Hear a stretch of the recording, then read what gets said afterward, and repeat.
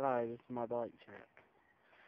Right, first, the grips, they're obviously Griswold grips with the bar ends that come with them. I've got reveal bars and stem, and I'm running the stem upside down because I like more height. I've got SR Suntour XCR forks, they're 100, just at 100 at the moment.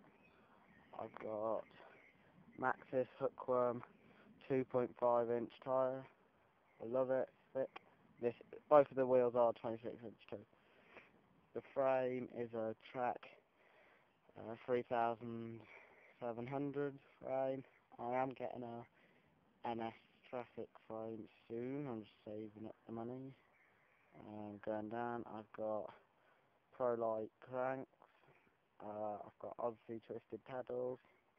I've got a blank 25-2 sprocket in purple. I will have one of those blank slim seats. Seat clamp put on the frame. I've actually got the brakes. They're actually Argos brakes because my back brake is being really bled at the moment because they were airing it and it wasn't really very nice to ride with. Going down here, it's 12 tooth hub and it's got a DMR single speed conversion kit with the chain tensioner and spacers and the sprocket.